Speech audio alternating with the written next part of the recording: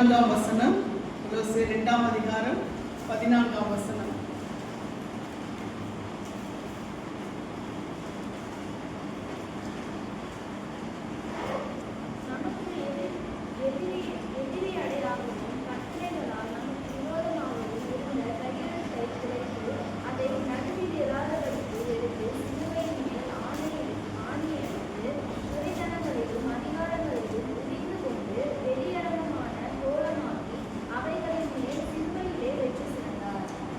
அல்லேலூயா.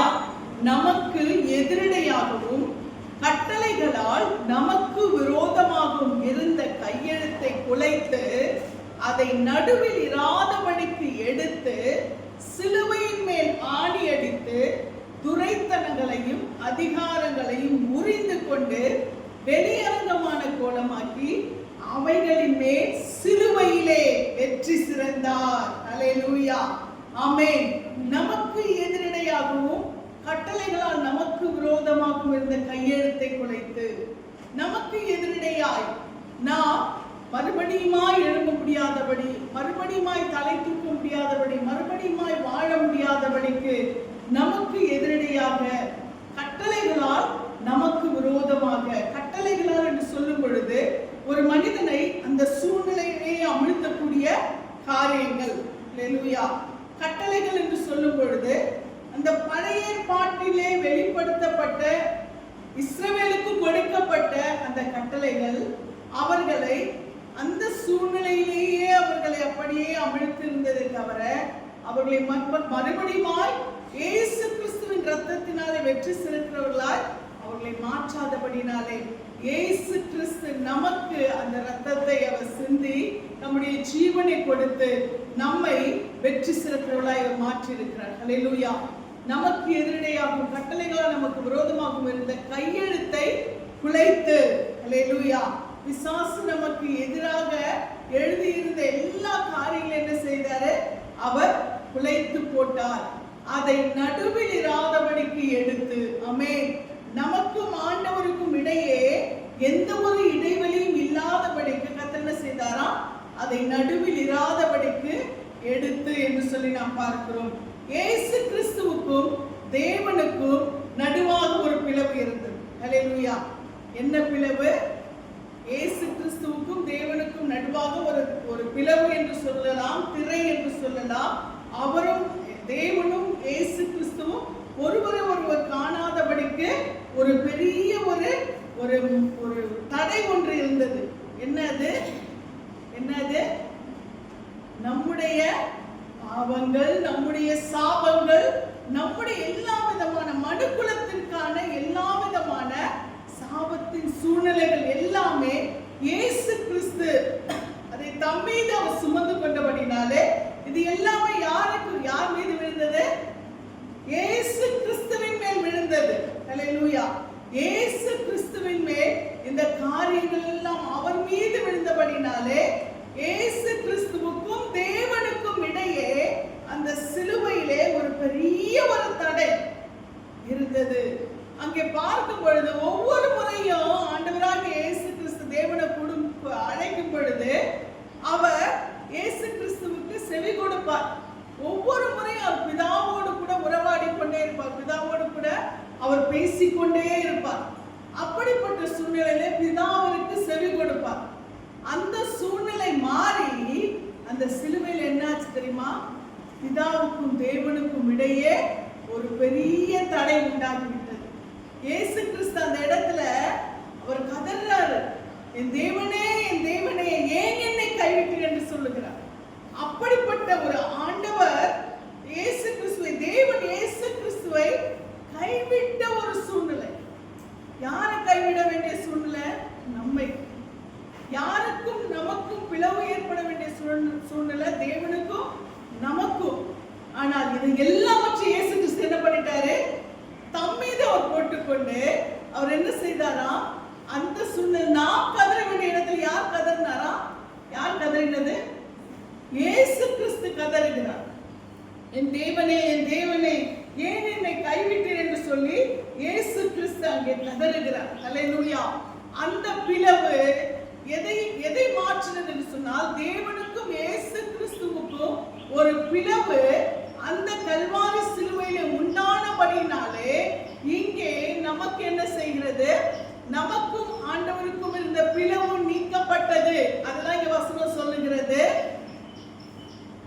அதை நடுவில் இராதபடிக்கு எடுத்து, என்னவா, நமக்கும் ஆண்டவருக்கும் நடுவிலே இராதபடிக்கு யார் எடுத்ததா? இயேசு கிறிஸ்து. அல்லேலூயா. அதை நடுவில் இராதபடிக்கு எடுத்து சிலுவையின் மேல் ஆணி அடித்து, ஆமென், சிலுவையின் மேல் என்ன பண்ணாரா? ஆணி அடித்தார். அல்லேலூயா. சிலுவையின் மேல யாருக்கு ஆணி? யாருக்கு ஆணி அடிக்கப்பட்ட சிலுவையில? இயேசு கிறிஸ்துவுக்கு. அது அப்படி பிசாசு நினைச்சிட்டு இருந்தான். அல்லேலூயா. நான் சிலுவையில யார் ஆணி அடிச்சிட்டேன்? இயேசு கிறிஸ்துவை ஆணில அடிச்சிட்டேன். இனி அவர் அதுல இருந்து எழும்பி வர முடியாது, முடிஞ்சு போச்சு அப்படின்னு சொல்லிட்டு சிலுவையிலே அவன் இயேசு கிறிஸ்துவை ஆணி அடித்ததாய் நினைத்தான். ஆனா வசனம் என்ன சொல்லுது தெரியுமா? என்ன சொல்லுது? அவர் சிலுவையில ஆணி அடிச்சார். அல்லேலூயா. ஆண்டவராக இயேசு கிறிஸ்து அவர் சிலுவையிலே ஆணி அடித்து என்று சொல்லி இங்க வேதவசனம் சொல்லுகிறது. ஆமே. அப்புறம் தான் பிசாசுக்கு தெரிஞ்சது, நாம அவரை அடிக்கல, அவர் தான் நம்மள அடிச்சிருக்காரு. அல்லேலூயா. நாம அவரை சிலுவையில அடிச்சோம்னு நினைச்சோம். ஆனா ஆண்டவரே இயேசு கிறிஸ்து ஒன்ஸ் ஃபார் ஆல் நம்மள தான் என்ன பண்ணிருக்காரு? சிலுவையில அடித்து விட்டார்னு சொல்லி அப்புறம் தான் அந்த பிசாசுக்கே தெரிய வந்தது. இங்க பாத்தீங்கன்னா சிலுவையிலே ஆணி அடித்து துரைத்தனங்களையும் அதிகாரங்களையும் உரிந்து கொண்டு, அல்லேலூயா, துரைத்தனங்கள், அதிகாரங்கள், ஆண்டவருடைய பிள்ளைகளை எந்த நுகத்தடியில, எந்த அடிமைத்தனத்துல பிசாசு வைத்திருந்தானோ, இந்த துரைத்தனம் அதிகாரம் என்று சொல்லும் பொழுது இது ஒரு விதத்துல இது எதை குறிக்கிறது சொன்னால், அந்த நாட்களிலே இஸ்ரவேல் ஜனங்கள் ரோமருடைய ஒவ்வொரு அடிமைத்தனத்துக்குள்ளும் இருந்தார்கள். ஒவ்வொரு காலகட்டத்திலும் ஒவ்வொரு அடிமைத்தனத்துக்குள்ளே அவர்கள் காணப்பட்டார்கள். ஆனால் இயேசு கிறிஸ்து அவருடைய எதிர்பார்ப்பு என்னன்னா, மேசியா என்ற ஒருவர் வருவார். அவர் வந்து நம்மள என்ன பண்ணுவாரு? நமக்காக நின்று யுத்தம் பண்ணுவார். நமக்காக என்ன பண்ணுவார்? அவங்க நினைச்சிட்டாங்க இந்த ரோமர்களோட அவர் என்ன பண்ணுவாரு? பிசிக்கலா நமக்கு யுத்தம் பண்ணி நம்மளை மீட்டெடுப்பார் நினைத்தார்கள். அதனாலதான் அவர்கள் மேசியா என்பவர் அவர் வந்து ஒரு பெரிய ஒரு பராக்கிரமசாலியாய், ஒரு ராஜகுமாரனாய், ஒரு பெரிய மகிமை நிறைந்தவராய், அப்படியே ஜெய்ஜாண்டிக்கா ஒரு பெரிய தோற்றத்தோடு கூட அவர் வருவார் என்று சொல்லி அவங்க நினைச்சாங்க. ஆனா இயேசு கிறிஸ்து அடிமையின் ரூபம் எடுத்து தாழ்மையின் கோலத்திலே அவர் எல்லா விதத்திலும் அவர் வெளிப்படும் பொழுது அவங்களுக்கு அவரை ஏற்றுக்கொள்ள முடியவில்லை. ஆனா இயேசு கிறிஸ்து இந்த துரைத்தனங்களையும் அதிகாரங்களையும் உரிந்து கொள்ளுகிற ஒரு பிளான் அவர் வச்சிருந்தார். அல்லேலூயா. இது எப்படி சொன்னா, மனுஷனுடைய பார்வையில, அவங்களுடைய பார்வையில என்ன காரியம் என்று சொன்னால், அவர் மனுஷனோடு யுத்தம் பண்ணுவான்னு சொல்லி. ஆனா இதுக்கு ஆணிவேர் வந்து மனுஷன் இல்லை. யாரு? பிசாசு. ஆணிவேர் யாரு? பிசாசு. அப்ப உங்களுக்கும் எனக்கு ஒரு பிரச்சனை வருதுன்னா அதுக்கு மனுஷங்க காரணம் இல்ல, அதுக்கு பின்னாடி பேக்ரவுண்ட் யாரு? பிசாசு. அல்லேலூயா. எய்தவன் இருக்க அம்பை நோவானேன் என்று சொல்லுவாங்க. என்னது? எய்றவன் யாரு? பிசாசு. நாம என்ன பண்ணிட்டு இருக்கோம்? அம்பை தான் நம்ம பார்த்துட்டு இருக்கோம். இவங்க இவங்க இவங்க, அவங்கெல்லாம் இல்ல, மற்றவங்களாம் இல்ல. யார் அதுக்கு பின்னாடி இருக்கிறது? பிசாசு. அல்லேலூயா. அப்போ இந்த ஜனங்களுக்கு என்னன்னா, இதெல்லாம் செய்யற நம்ம அடிமைப்படுத்துகிற இந்த காரியங்களை அவர் என்ன பண்ணுவார்? பிசிக்கலா ஜெயிப்பாரு. அவர் யுத்தம் பண்ணி அவர் வந்து வல்லமையை வெளிப்படுத்தி, அவர் பராக்கிரமத்தை வெளிப்படுத்தி அவர் ஜெயிப்பார் என்று சொல்லி அப்படி ஒரு மேசியா வருவார் நினைச்சாங்க. ஆனா இவர்கள் எதிர்பார்த்த மேசியா போல இயேசு கிறிஸ்து இல்லாதபடினாலே அவங்களால இயேசு கிறிஸ்துவை அக்செப்ட் பண்ணிக்க முடியல. ஆனா இந்த துரைத்தனங்கள், அதிகாரங்கள் எல்லாவற்றையும் உடையவனாகி இருக்கிற பிசாசு, அவனோடு தான் ஆண்டவர் என்ன பண்ணாரு? யுத்தம் பண்ணுகிறவராய் காணப்பட்டார். அல்லேலூயா. அந்த மரணத்தின் அதிபதியாய் இருக்கிற சாத்தானை அவர் என்ன பண்ணாரா? தம் மரணத்தினாலே வெற்றி கொள்ளும்படியா அவர் என்ன செய்தார்? அந்த மரணத்தையே அவர் ஏற்றுக்கொண்டார். ஆமென். முள்ள முள்ளால எடுக்கிற மாதிரி, வைரத்தை வைரத்தால அறுக்கிற மாதிரி, மரணத்தை மரணத்தாலேயே ஆண்டவராகிய இயேசு கிறிஸ்து ஜெயித்தார். அல்லேலூயா. இங்கே பார்க்கும் பொழுது இந்த வசனத்தின்படியாய் அவர் எல்லா துரைத்தனங்களையும் அதிகாரங்களையும் முறிந்து கொண்டு வெளியரங்கமான கோலமாக்கி அவைகளின் மேல் சிலுவையிலே வெற்றி சிறந்தார். அல்லேலூயா. துரைத்தனங்களையும் அதிகாரங்களை அவர் என்ன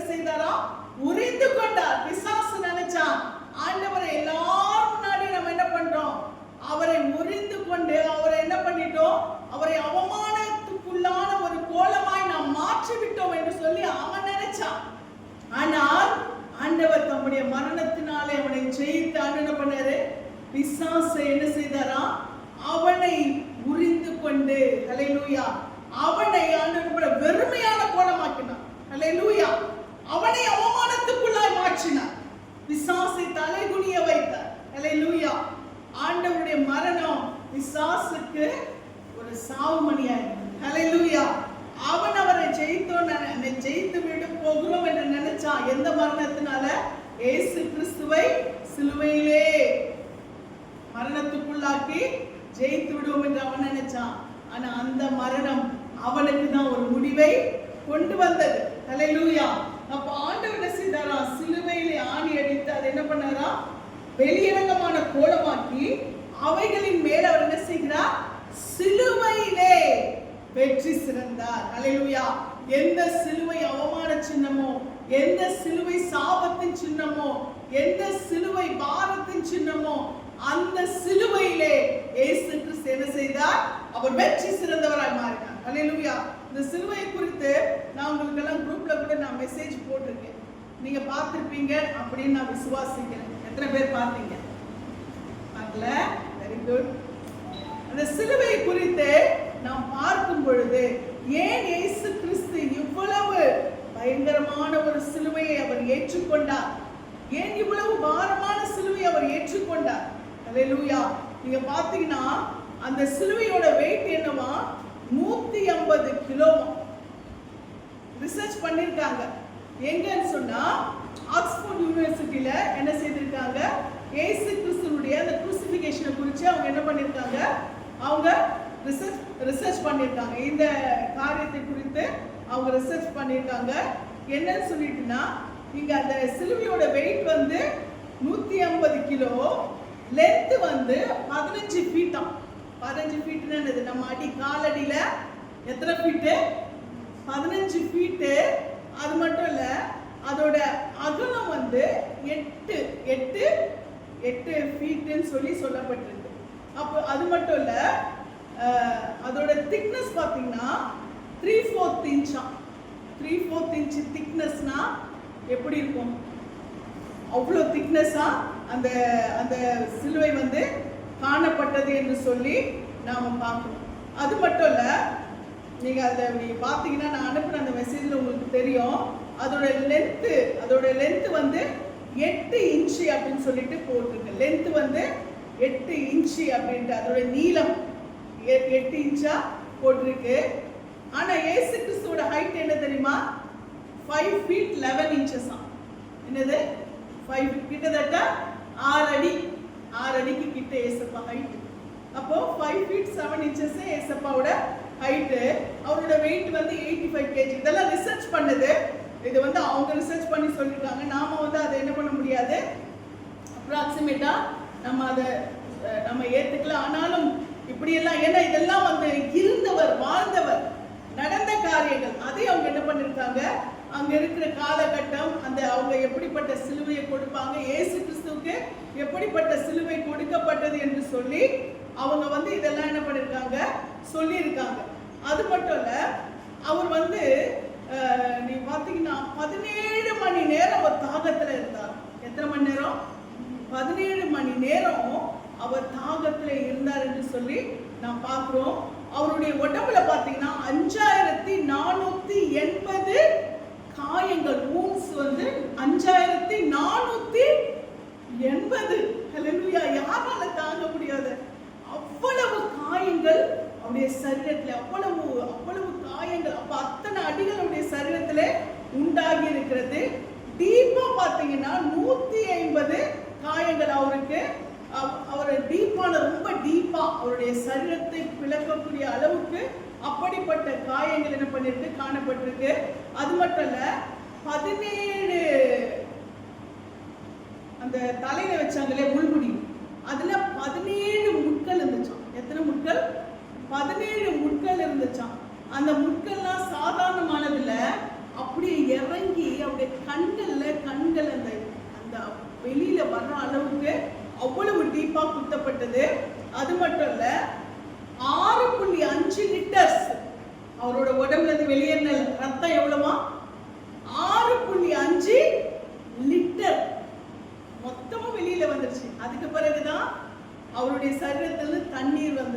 அப்படின்னு சொல்லிட்டு பார்க்குறோம். 6.5 லிட்டர் ரத்தம் அவருடைய சரீரத்திலிருந்து வெளியேறி இருக்கு. ஆண்டவரை வந்து அந்த அந்த அந்த குரூசிஃபிக்ஷனுக்குள்ள அவர் போற வரைக்கும் அவரை வந்து எத்தனை போர் சேவகர்கள் அவரை மாறி மாறி துன்புறுத்தி கொண்டு வந்தார்கள், அவரோடு கூட வந்தாங்கன்னு பார்த்தீங்கன்னா 350 சோல்ஜர்ஸா, 50 ஹார்ஸ்மென், குதிரையில வரக்கூடிய வீரர்கள் 50 பேரு, 350 நடைய கூடவே நடந்துகிட்டு அவரை துன்புறுத்திக்கிட்டு அடிச்சுட்டு வருவாங்க. அந்த மாதிரி 350 சோல்ஜர்ஸ் வந்து அங்கே காணப்பட்டார்கள் என்று சொல்லி நாம் பார்க்கிறோம். அல்லேலூயா. இது அந்த கல்வாரியில மட்டும். அந்த சூழ்நிலையில ஆண்டவர் எப்படிப்பட்ட ஒரு வேதனையை அனுபவித்திருப்பார் யோசிச்சு பாருங்களேன். 5000 அந்த காயங்களை பார்க்கும்போது தலை சுத்துது. எப்படிப்பட்ட 5480 காயங்களோட உடம்புல, அவருடைய சரீரத்திலே அடி வாங்காத இடமே கிடையாது. உச்சந்தலையிலிருந்து உள்ளங்கால் வரைக்கும். அல்லேலூயா. எதுக்காக இந்த வேதனை? எதுக்காக இந்த பாடுகள்? அல்லேலூயா. இன்னைக்கு நம்ம நல்லா இருக்கோம்ல, நல்லா பேசிட்டு இருக்கோம். இவ்வளவு வேதனைகளை கர்த்தர் இயேசு கிறிஸ்து நம் மீது இருந்த அந்த அன்பு நிமித்தமாய் நம்மை ஜெயமுள்ளவளாய் மாற்றும்படியாய் பிசாசு நமக்கு எதிராக எழுதின அந்த கையெழுத்தை, நமக்கு இவன் நரகத்துக்கு போகணும், இவன் நரகத்துக்கு போகணும்னு சொல்லி நமக்கு எதிராக பிசாசு எழுதி வெயிட் பண்ணிட்டு இருந்தானா. வா நீ அங்கதானே வர போற அப்படின்னு சொல்லிட்டு என்ன பண்ணானா, நம்மை நமக்காக அவன் என்ன பண்றா, அந்த நரகத்திலே அந்த நரகம் திறக்கப்படவில்லை, ஆனாலும் அவன் இருள் நிறைந்த அந்த பாதாளத்துக்குள்ள என்ன பண்றான், இனி ஒரு நரகம் இருந்தா அதுல நாம என்ன பண்ணுவோம், உள்ள வர போறோம் அப்படின்னு சொல்லிட்டு நரகம் திறக்கப்படும் பொழுது இவங்க எல்லாம் அங்கதானே வர போறாங்கன்னு சொல்லி அவன் என்ன பண்ணிட்டு இருந்தான், நமக்காக காத்து கொண்டிருந்தான். ஆனா கர்த்தர் அவனுடைய எதிர்பார்ப்பை அப்படியே அவர் குலைத்து போட்டார். ஹல்லேலூயா. அவனுடைய எண்ணங்களை கர்த்தர் என்ன பண்ணாரு, அவர் குலைத்து போட்டார். ஏற்கனவே குட் ஃப்ரைடே சர்வீஸ்ல ஒரு காரியத்தை நான் உங்களுக்கு சொன்னேன். ஆண்டவர் தம்மாலே ரட்சிக்கப்பட்ட தம்முடைய பிள்ளைகளை, தம்முடைய ரத்தத்தை சிந்தி மீட்டெடுக்கப்பட்ட பிள்ளைகளை அவர் ஒரு நாள் அவ்வளவு லேஸ்ல நரகத்துக்கு விட்டு கொடுக்க மாட்டார். ஹல்லேலூயா. ஏன்னா அதுக்காக அவர் பண்ண தியாகம் ரொம்ப பெருசு. ஆமென். அதுக்காக அவர் கொடுத்த விலை ரொம்ப அதிகம். ஹல்லேலூயா. அப்ப அதுக்காக அவர் அவ்வளவு பெரிய விலை கொடுத்திருக்கிறான்னு சொன்னா அவ்வளவு சீக்கிரம் நம்மள பிசாசு கையில விட்டு கொடுத்துருவாரா? விட மாட்டார். ஹல்லேலூயா. அதனாலதான் நான் சொன்னேன், ஒவ்வொரு ரட்சிக்கப்பட்ட பிள்ளையும் நிச்சயமாய் பரலோகத்துக்கு வர வேண்டும் என்று சொல்லி ஆண்டவர் அவங்க கடைசி காலத்திலாவது ஒரு வெயிட்டிங், அந்த டைம்ல ஒரு கன்ஃபெஷனுக்காக ஆண்டவர் என்ன பண்ணுவாரு, ஒரு வெயிட்டிங் பீரியட் என்ன பண்ணுவாரு, ஆண்டவர் அனுமதிப்பார். அந்த நேரத்தில் அறிக்கை இடுகிறதற்கு, பாவத்தை உணர்கிறதற்கு, எந்த ஒரு சூழ்நிலையாக இருந்தாலும், எந்த ஒரு கடினத்தன்மையாக இருந்தாலும் எல்லாவற்றையும் மாற்றிக் கொள்ளுகிறதற்கு கர்த்தர் என்ன பண்ணுவாரு, ஒரு மரண தருவாயாவது கர்த்தர் என்ன பண்ணுவாரு, அனுமதிப்பார். ஆயத்தமா இருக்கிறவங்களை ஆண்டவர் டக்குன்னு எடுத்துருவாரு. அல்லேலூயா. ரட்சிக்கப்பட்டு ஆயத்தமா இருக்கிறவங்களே ஆண்டவர் உடனே எடுத்துருவாரு. ஆனால் ரட்சிக்கப்பட்டு அவங்க இன்னும் கடினங்கள் இருக்கிறது என்று சொல்லும் பொழுது அவர் என்ன பண்ணுவாரு, அவர்களை கொஞ்சம் மரணத்துக்குள்ள என்ன பண்ணுவாரு, வைப்பார். சில மாதங்கள், சில காலங்கள் படுக்கையில வைப்பார். ஏன்னா மனம் திரும்புகிறதுக்காக. அல்லேலூயா. அதனாலதான் நம்ம அநேகரை பார்க்கும் பொழுது ஓடுவாங்க, தேடுவாங்க, ஆண்டவரை நோக்கி பார்ப்பாங்க. ஆனா அவருடைய கடைசி அந்த மரண டைம் வந்து என்ன ஆகும், இவங்களுக்கு போய் இப்படி படுக்கையில படுத்துட்டாங்களே, இப்படி நோய்வாய்ப்பட்டு இவ்வளவு நாளா இருக்கிறாங்களே. காரணம் என்னது, அவங்க ஆண்டவர் என்ன பண்ணணும், பரலோகத்துக்கு கொண்டு போகணும். ஆனா இங்கேயே என்ன பண்ணணும், சீர்படுத்தணும். அதுக்காக என்ன பண்ணுவார் ஆண்டவர், கொஞ்சம் காலங்கள் என்ன செய்கிறார், அவர்களை பூமியிலே ஒரு படுக்கையின் நிலைமையிலையோ இல்ல ஒரு ஹாஸ்பிட்டல் நிலைமையிலையோ என்ன பண்றாரு, ஆண்டவர் ஹாஸ்பிட்டல்ல வச்சு ஆண்டவர் என்ன பண்றாரு, அவங்கள மனம் திரும்புகிறதுக்கான ஒரு டைமை கொடுக்கிறார். ஏன்னா எந்த சூழ்நிலை அந்த ஆத்மா என்ன பண்ணக்கூடாது, நரகத்துக்கு போகக்கூடாது. அல்லேலூயா. அந்த ஒப்புரவுக்காக ஆண்டவர் அந்த காலங்களை அவர்களுக்காக ஆண்டவர் கொடுக்கிறார். அல்லேலூயா. அதனாலதான் ஒவ்வொரு நாளும் அனுதினமும் நம்ம கர்த்தரோடு கூட நடந்து நடந்து நடந்து நம்ம அந்த அவரோடு கூட நாம ஐக்கியத்திலேயே வச்சிருக்கும் போது நமக்கு அப்படிப்பட்ட சூழ்நிலைகள் வராதபடி கர்த்தர் என்ன பண்ணுவாரு, சடுதியாய் அவர் நிர்ணயிக்கிற அந்த காலத்துல நமக்கு என்ன பண்ணுவார் ஆண்டவர், நமக்கான அந்த அழைப்பை, நமக்கான அவரோடு கூட செல்லக்கூடிய அந்த தருணத்தை நமக்கு என்ன பண்ணுவார் ஆண்டவர் ஏற்படுத்தி விடுவார். ஹல்லேலூயா. நான் இப்பவும் சொல்றேன், அப்பாவை கர்த்தர் அருமையா எடுத்துக்கொண்டதற்காக நான் கர்த்தருக்கு நன்றி செலுத்துகிறேன். ஹல்லேலூயா. உண்மையாகவே ரொம்ப ரொம்ப அருமையான ஒரு மரணம். ஒரு பரிசுத்தவானுக்கு எப்படி நடக்கணுமோ அந்த மாதிரி அப்பாவுக்கு ஆண்டவர் அழகான ஒரு அந்த மரணத்தை ஆண்டவர் கொடுத்தார். ஹல்லேலூயா. தன்னை தானே ஆயத்தமாக்கி கொண்டு அவர் தேவனுடைய சமூகத்துக்கு நொடி பொழுதுல, ஹல்லேலூயா, ஏனென்றால் ஆண்டவரோடு கூட எப்பவும் ஆயத்தமா இருந்தபடினாலே கர்த்தர் அப்படிப்பட்ட ஒரு சூழ்நிலை கொடுத்தனால கர்த்தர் நமக்காக செய்கிற அந்த தியாகம் என்பது அது என்னது, இப்படிப்பட்ட விலையேற பெற்ற தியாகம். அந்த தியாகத்தை அவர் அந்த சூழ்நிலை அவருடைய பிள்ளைகளை அவ்வளவு லேசில் என்ன பண்ண மாட்டாரு, பிசாசு கையில விட்டு கொடுத்துட மாட்டார். ஆமென். நம்ம பாடுறோம்ல, என்னை விட்டு கொடுக்காதவர், என்னை நடத்துகின்றவர், என்னை பாதுகாப்பவர் சொல்லிட்டு இந்த பூமியில மட்டும் இல்ல, நம்மை நித்திய காலமாக சாத்தான் கையில அவர் விட்டு கொடுக்க மாட்டார். ஆமென். என்ன அன்பு நம்ம மேல அவருக்கு, என்ன பாசம், என்ன இவ்வளவு கஷ்டப்படணுமா அவர் நமக்காக. அவர் நினைச்சிருந்தா, பிதாவே எனக்கு ஒரு மரணத்தை கொடுத்துருங்க, நான் நம்ம ஜனங்களுக்காக மறிக்கிறேன், எனக்கு இந்த இவ்வளோ பெரிய கொடுமை எனக்கு வேண்டாம்னு சொல்லி அவர் அனுமதி பெற்றிருக்க முடியும். ஆனா நமக்காக அவர் இவ்வளோ ஜனங்களுக்கும் அவர் மறிக்கணும்னா இவ்வளோ பெரிய காரியத்தை செஞ்சாதான் இவ்வளோ பெரிய விடுதலையை நமக்கு கொடுக்க முடியும். அதனாலதான் இவ்வளோ பெரிய கொடுமையை அவர் என்ன செய்தார், ஏற்றுக்கொண்டார். இதை நினைச்சு பார்த்தாங்கன்னா அவரை நேசிக்காத ஒருவர் கூட இந்த உலகத்துல இருக்கவே முடியாது. எனக்கு ஆச்சரியமா இருக்கு, எப்படி இந்த இயேசு கிறிஸ்துவை விரோதிக்கிறார்கள், எப்படி இந்த இயேசு கிறிஸ்துவை ஏற்றுக்கொள்ளாம இருக்கிறார்கள், எப்படி அவருடைய அன்பை ருசிக்காம இருக்கிறாங்க, எனக்கு புரியல. ஹல்லேலூயா. கொஞ்சம் அவருடைய தியாகத்தை நினைச்சு பார்த்தா நிச்சயமாய் தெரியும். ஹல்லேலூயா. அவ்வளவு நேசமும் அவ்வளவு அன்பு நிறைந்த தெய்வத்தை நாம் ஆராதித்துக் கொண்டிருக்கிறோம். ஹல்லேலூயா. அதனாலதான் நாம் அவருக்குள்ளாய் அவர் சிலுவையிலே வெற்றி சிறந்தபடினாலே 2 கொரிந்தியர் 2ஆம் அதிகாரம் 14ஆம் வசனம் இப்படியாய் சொல்லுகிறது. 2 கொரிந்தியர் 2ஆம் அதிகாரம் 14ஆம் வசனம்,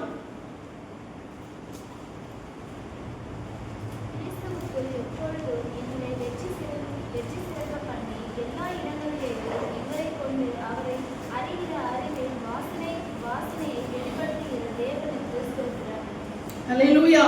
கிறிஸ்துவுக்குள் எப்பொழுதும் எங்களை வெற்றி சிறக்க பண்ணி எல்லா இடங்களிலேயும் எங்களை கொண்டு அவரை அறிகிற அறிவின் வாசனை வெளிப்படுத்துகிற தேவனுக்கு ஸ்தோத்திரம். ஹல்லேலூயா. கிறிஸ்துவுக்குள் எப்பொழுதும் எங்களை வெற்றி சிறக்க பண்ணி, ஹல்லேலூயா.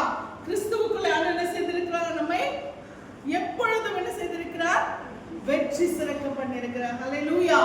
நாம் பல வேளைகளிலே நம்முடைய வாழ்க்கையிலே ஒரு தோல்வியின் அனுபவங்களை, தோல்வி சூழ்நிலைகளை சந்திக்கும் பொழுது நாம் சோர்ந்து போகக்கூடாது. ஹல்லேலூயா. தோல்வியின் அனுபவங்கள் வரும், ஆனால் தோல்வி அனுபவமா இருக்காது. ஹல்லேலூயா. தோல்வி வருகிறது போல ஒரு அனுபவம் வரும், ஆனால் தோல்வி நம்முடைய அனுபவம் இல்ல. எக்ஸ்பீரியன்ஸ் பண்ணி பாருங்க. ஹல்லேலூயா. அந்த நம்முடைய வாழ்க்கையிலே ஒரு சூழ்நிலை நாம் சந்திக்கும் போது அதை நாம் ஒரு காரியத்தை நாம அடைகிற வரைக்கும் நமக்கு அது தோல்வி போல தோன்றும். ஆனால் ஆண்டவர் என்ன செய்வார், நமக்கு அந்த தோல்வியை ஜெயமாய் மாற்ற வல்லவராய் இருக்கிறார். ஹல்லேலூயா.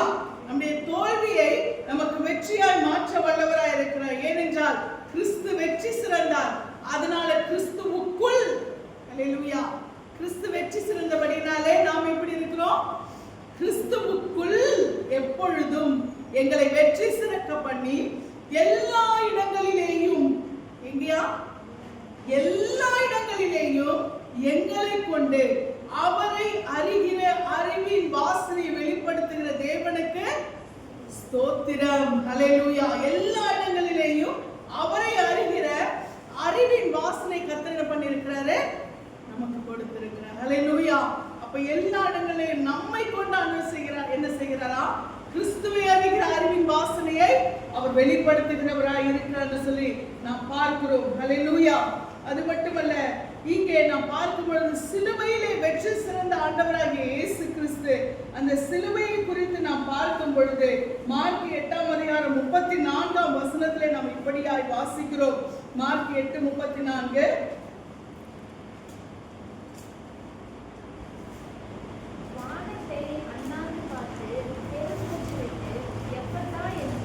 மார்க் 8:34.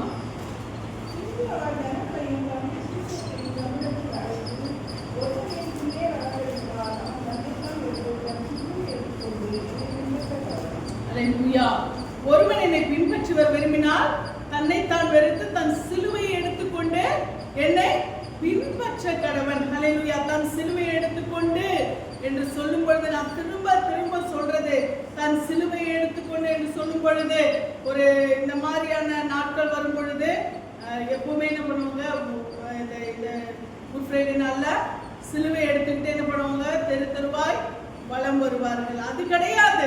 ஹல்லேலூயா. தன் சிலுவையை எடுத்துக்கொண்டுன்னு சொன்னா நம்முடைய பாரங்கள், நம்முடைய எந்த விதமான சூழ்நிலைகளா இருந்தாலும் அதோடு கூட நம்ம என்ன பண்ணணும், இயேசு கிறிஸ்துவை பின்பற்றணும். இன்னைக்கு பாத்தீங்கன்னா சந்தோஷமா இருந்தா இயேசு கிறிஸ்துவை பின்பற்றுகிறது, கஷ்டம் வந்தா அவரை விட்டு விலகுகிறதல்ல. தன் சிலுவையை எடுத்துக்கொண்டு என்று சொல்லும் பொழுது நமக்கான பாரங்கள், நமக்கான சூழ்நிலைகள், நமக்கான போராட்டங்கள் எதுவாயிருந்தாலும் ஒன்னே ஒண்ணுதான், என்னை கிறிஸ்துவுக்குள் வெற்றி சிறக்க பண்ண தேவனுக்கு ஸ்தோத்திரம் என்று சொல்லி என்ன செய்வேன், கிறிஸ்து வெற்றி சிறந்தார், அதனால நானும் இந்த சூழ்நிலை என்ன பண்ணுவேன், ஜெயிப்பேன். ஹல்லேலூயா. அந்த நம்பிக்கையோடு கூட என்ன பண்ணணும், நம்முடைய அனுதின சிலுவை நம்ம என்ன பண்ணணும், எடுத்துக்கொண்டு நாம் அவரை பின்பற்றி நடக்க வேண்டும். ஹல்லேலூயா. ஒரு தோல்வியான சூழ்நிலைகள், தோல்வியை போல சூழ்நிலை வரும் பொழுதோ, ஒரு பிரச்சனை வரும் பொழுதோ ஆண்டவரை விட்டு விலகிவிட்டு நமக்கு ஒரு பிரச்சனைனா நம்ம என்ன பண்றோம், அடுத்து அந்த கோபத்தை எங்க காட்டுறோம், ஆண்டவர்கிட்ட தான் காட்டுறோம். ஆனா ஆண்டவர் சொல்ற தன் சிலுவையை எடுத்துக்கொண்டு, தன் சிலுவையை எடுத்துக்கொண்டு என்ன பண்ணணுமா, என்னை பின்பற்ற கடவன். அப்ப எந்த சூழ்நிலை இருந்தாலும் நாம் அவரை பின்பற்றுகளா இருக்க வேண்டும். ஏனென்றால் நமக்கு அந்த சிலுவை என்பது கர்த்தர் நிரந்தரமா கொடுக்கல, வெற்றியை தான் நமக்கு நிரந்தரமா கொடுத்திருக்கிறார். ஹல்லேலூயா. அதனால நமக்கு அந்த சூழ்நிலைக்கு பின்பாக நிச்சயமாய் ஒரு வெற்றி நமக்கு வரும் என்ற அந்த நம்பிக்கை நமக்கு இருக்க வேண்டும். ஹல்லேலூயா. லூக்கா 9:23 பாத்தீங்கன்னா தன் அனுதின சிலுவை என்று சொல்லி இருக்கிறது. இங்க மார்க் 8:34 தன் சிலுவையை எடுத்துக்கொண்டு சொல்லி இருக்கு.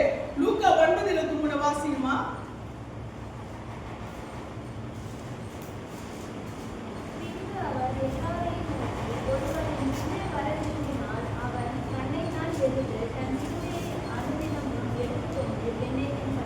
ஹல்லேலூயா. ஆண்டவர் சொல்ல பாருங்க, தன் சிலுவையை அனுதினமும் எடுத்துக்கொண்டான். ஆமென். அப்ப இந்த மீனிங் படி பாத்தீங்கன்னா அனுதினமும் எடுத்துக்கொண்டு என்று சொன்னா அப்ப டெய்லி, அப்ப என்ன பார்த்தா நான் சிலுவை எடுத்தாதான் எனக்கு கிறிஸ்தவங்கன்னு தெரியும் அப்படிங்கிறதுக்காக நம்ம ஒரு சிலுவையை சுமந்துக்கிட்டு போகணும்னு அது கிடையாது.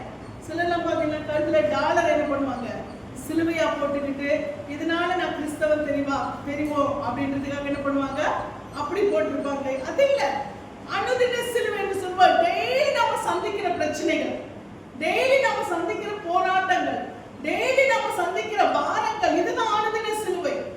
அனுதின சிலுவையை எடுத்துக்கொண்டு என்ன பண்ணணுமா, அவரை நம்ம அதோடு கூட நம்ம என்ன பண்ணணும், எந்த சூழ்நிலையில இருந்தாலும் நாம் என்ன செய்யணும், அவரை பின்பற்றி சென்று கொண்டே இருக்க வேண்டும் என்று சொல்லி அர்த்தம். ஹல்லேலூயா. அப்ப நாம அந்த பிரயாணத்துல இப்படிப்பட்ட சூழ்நிலை கடந்து செல்லும் பொழுது ஆண்டவர் நீ வந்து அப்படி இருந்துருமா, நீ மட்டும் தனியா போ, நான் உன்னை விட்டுட்டு அப்படின்னு சொல்வாரா? இல்ல. நம்மோடு கூட அவர் என்ன பண்ணுவாரு, நிச்சயமாய் கூட வந்து நம்ம எல்லா விதத்திலும் வெற்றி சிறக்க பண்ணுகிறவராய் இருக்கிறார். ஹல்லேலூயா. ஆனால் ரோமர் 8:37 இப்படியாய் சொல்லுகிறது. ரோமர் 8:37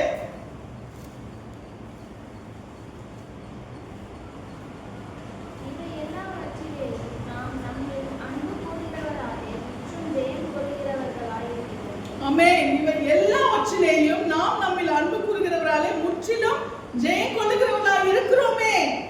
இவை எல்லாவற்றிலும் என்னது, நம்முடைய அனுதின சிலுவையின் காரியங்கள், அனுதின சூழ்நிலைகள், அனுதின பாரங்கள், இவை எல்லாவற்றிலேயும் நாம் எப்படி இருக்கிறோம், முற்றிலும் ஜெயம் கொள்ளுகிறவர்களாய் இருக்கிறோம். ஹல்லேலூயா. முற்றிலுமாய் ஜெயம் கொள்ளுகிறவர்களாய் கர்த்தர் நம்மை மாற்றுகிறவராய் இருக்கிறார் என்று சொல்லி நாம் பார்க்கிறோம். ஹல்லேலூயா. அதனால யோவான் 16:33 இயேசு கிறிஸ்து சொல்லுகிறபடியால் நான் உலகத்தை ஜெயித்தேன், ஆகையால் நீங்களும் என்ன பண்ணுவீங்க? நீங்களும் ஜெயிப்பீங்க. நான் ஜெயிச்சா நீங்க ஜெயிச்ச மாதிரி. சில எல்லாம் சொல்லுவாங்க, நான் சாப்பிட்டா நீங்க சாப்பிட்ட மாதிரி இருக்குவாங்க இல்லையா? அந்த மாதிரி. அல்லேலூயா. அவர் ஜெயிச்சா நாமளே என்ன பண்ணிட்டோம்? ஜெயிச்சிட்டோம். அல்லேலூயா. நாம அவரால் ஜெயிக்கொள்ளுகிறவர்களா இருக்கிறோம். அல்லேலூயா. நம்ம ஆண்டவர் தோற்று போனவரா இல்ல, அவர் இன்றைக்கும் ஜீவித்துக் கொண்டிருக்கிறார். அல்லேலூயா. அதனால ஆண்டவர் சொல்றாரு, நான் உலகத்தை ஜெயித்தேன், ஆகையால் நீங்களும் என்ன பண்ணுவீங்க? ஜெயிப்பீங்க. அல்லேலூயா.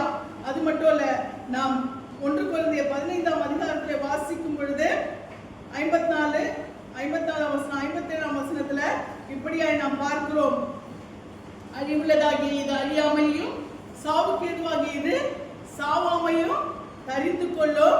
அழிவுள்ளதாகிய இது அழியாமையும், சாவுக்கு ஏதுவாகிய இது சாவாமையும் தரித்து கொள்ளும் பொழுது மரணம் ஜெயமாக விழுங்கப்படும். அல்லேலூயா. எந்த மரணம்? நம்முடைய சரீரத்துல மரிக்கிற மரணமா? ஏசப்பா அப்படி சொன்னாரா? நீங்க சரீரத்துல மரிக்க மாட்டீங்கன்னு சொன்னாரா? இல்ல. இந்த மரணம் என்னது? நித்திய காலமாய் நரகத்திலே இருக்கக்கூடிய அந்த அழிவில்லாத மரணம். அந்த மரணம் என்ன பண்ணுமா? ஜெயமாய் விழுங்கப்படும். அல்லேலூயா. கிறிஸ்துவுக்குள்ளாய் இருக்கிறவர்களுக்கு மரணம் என்பதே இல்ல. நித்திய மரணம் இல்ல. நரக மரணம் என்ன? இல்ல, கிடையவே கிடையாது. அல்லேலூயா. நரகத்தின் மரணம் தேவனுடைய பிள்ளைகளுக்கு கிடையவே கிடையாது. அல்லேலூயா. அதனாலதான் வெளிப்படுத்தல் 2ஆம் அதிகாரம் 11ஆம் வசனத்துல நாம் இப்படியாய் வாசிக்கிறோம். வெளிப்படுத்தல் 2:11 வெளிப்படுத்தல் 2:11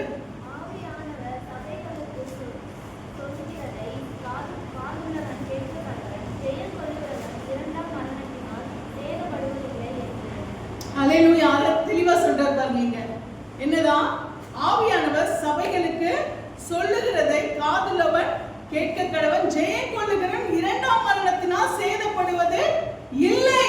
அல்லேலூயா. ஆவியானவர் சபைகளுக்கு யாருக்கு சொல்றாரு? யாருக்கு? சபை யாரு? நாம தான். ரட்சிக்கப்பட்டு இயேசு கிறிஸ்து ரத்தத்தினாலே மீட்டெடுக்கப்பட்ட நாம தான் சபை. இந்த சபைக்கு தான் இந்த சத்தியம் யாருக்கு? ரட்சிக்கப்பட்டுட்டா, இயேசு கிறிஸ்து ரத்தத்தினாலே கழுவப்பட்டுட்டா, இயேசு கிறிஸ்து ரத்தத்தினாலே மீட்டெடுக்கப்பட்டுட்டா, அவர்களுக்கு சொல்லப்படுகிற வார்த்தை என்னவா? சபைக்கு சொல்லுகிறதாவது ஆவியானவர். இப்ப யார் பேசுற? ஆவியானவர். சத்தியத்தை பேசுறவர் யாரு? சத்தியத்தை பேசுறவரு ஆவியானவர். அல்லேலூயா. ஆவியானவர் என்ன பண்ணிட்டு இருக்காரு? இப்ப சபைக்கு சொல்லிக் கொண்டிருக்கிறார். அல்லேலூயா. இப்ப சபைக்கு அவர் சொல்லுகிற காரியம் என்னன்னா, காதுள்ளவன் கேட்க கடவன். ஆமென். நான் சொல்றது எல்லாருக்கும் கேக்குதா? ஆமென் சொல்லலாமா? ஆமென். அல்லேலூயா. காதுள்ளவன் கேட்க கடவன். ரொம்ப முக்கியமானது. என்ன பண்ணுவாங்க? கொஞ்சம் நல்லா கவனிக்கல. நான் ஒரு விஷயம் சொல்லுவோமா இல்லையா? அப்ப இது என்னது? ரொம்ப முக்கியமானது. அதனால என்ன பண்ணுங்க? கேளுங்கன்னு அர்த்தம். அல்லேலூயா. காதுள்ளவன் கேட்க கடவன், ஜெயம் கொள்ளுகிறவன். எப்படி ஜெயம் கொள்றோம்? கிறிஸ்துவினாலே. அல்லேலூயா. இயேசு கிறிஸ்துவின் இரத்தத்தினாலே அவர் மரணத்தை ஜெயித்திருக்கிறார். அவராலே நாம் என்ன செய்வோமா? ஜெயம் கொள்ளுகிறவர்களா இருக்கிறோம். எதை ஜெயம் கொள்ளுகிறோம் என்று சொன்னால் 2ஆம் மரணம். அல்லேலூயா. 2ஆம் மரணத்தினால் சேதப்படுவதில்லை. நான் கொஞ்ச நேரத்துக்கு முன்னாடி சொன்னேன் இல்லையா? அவர் சிந்தின அந்த பிரஷியஸான ரத்தம், அவர் கொடுத்த அந்த வெளியேற பெற்ற ஜீவன், இது வேல்யூபிளா இருக்கு இல்லையா? இது வீணாகாது இல்லையா? அதனாலதான் அவர் சொல்றாரு, ரட்சிக்கப்பட்ட என் பிள்ளைங்களை நான் 2ஆம் மரணத்துக்கு நான் விட்டு கொடுக்கவே மாட்டேன். எப்படியாவது சீர்படுத்தியாவது என்ன பண்ணுவேன்? தட்டி தூக்கி எழுப்பி எப்படியாவது தூங்குறவங்க என்ன பண்ணுவாங்க? தூங்குறவங்களை அப்படியே நல்ல தூக்கத்துல தட்டி தட்டி தட்டி எழுந்துரு ஒரு ஆபத்து வருதுன்னா என்ன பண்ணுவாங்க? அப்படியே விட்டுட்டு ஓடுவாங்களா? தட்டி கிட்டி ஒழுக்கி எழுப்பி என்ன பண்ணுவாங்க? கிளம்பணும் இல்லையா? அந்த மாதிரி என்ன பண்ணுவாரு? ஒரு உலகத்தின் மயக்கத்துக்குள்ள, உலகத்தின் தூக்கத்துக்குள்ள இருந்தாலும் ஆண்டு என்ன பண்ணுவாரு? அவர்களை தட்டி எழுப்பி சிக்ஷித்து எப்படியாவது, அல்லேலூயா, ஏதாவது ஒண்ணு செஞ்சாதான் என்ன பண்ணுவாரு?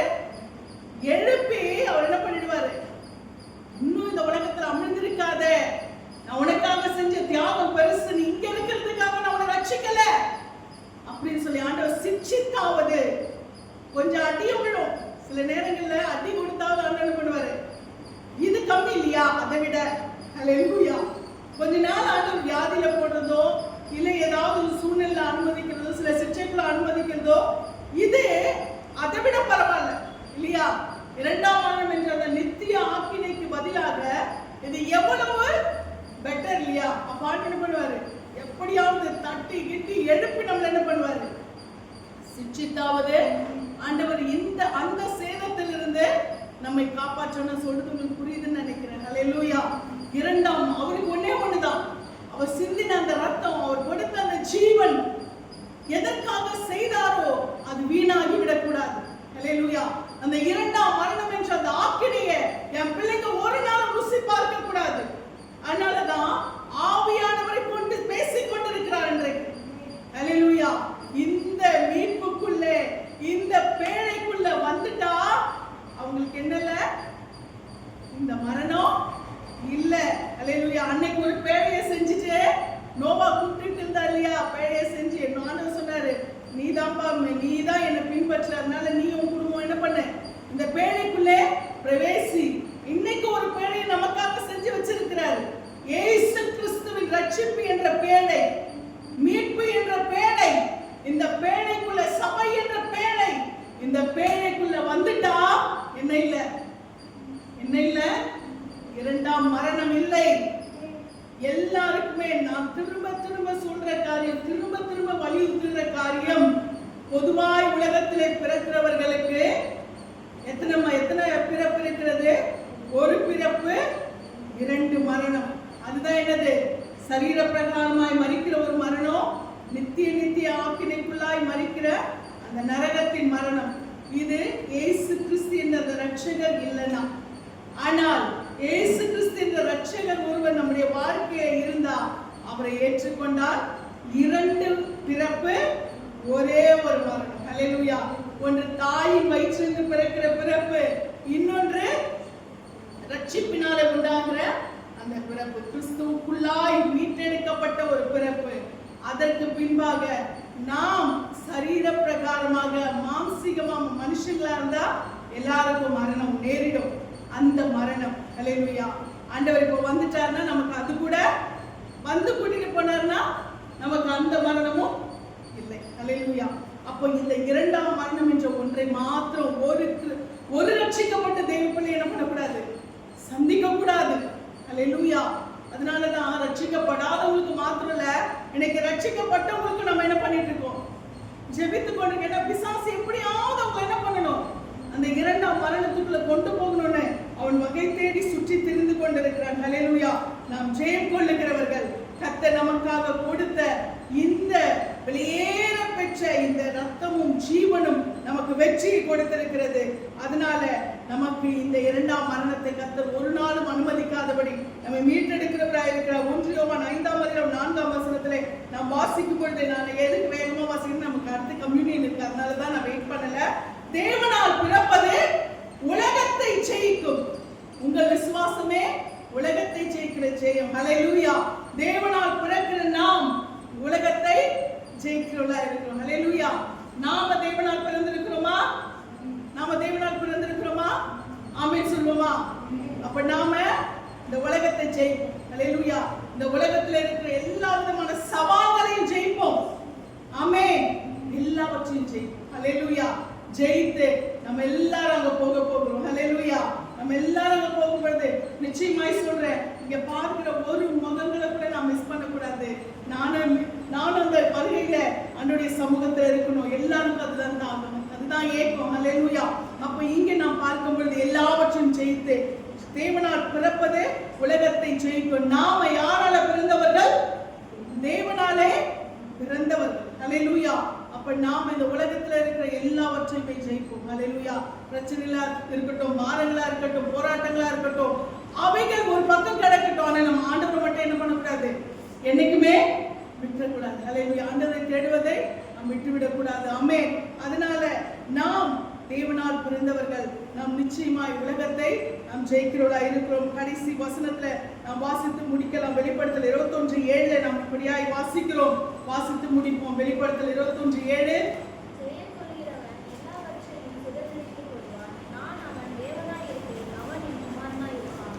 ஹalleluya. ஜெயம் கொள்ளுகிறவன் எல்லாவற்றையும் சுதந்தரித்துக் கொள்வான். நான் அவன் தேவனாய் இருப்பேன், அவன் என் குமாரனாய் இருப்பான், அவள் என் குமாரத்தியாய் இருப்பான். ஹalleluya. ஜெயம் கொள்ளுகிறவர்கள் எல்லாவற்றையும் என்ன பண்ணுவோம்?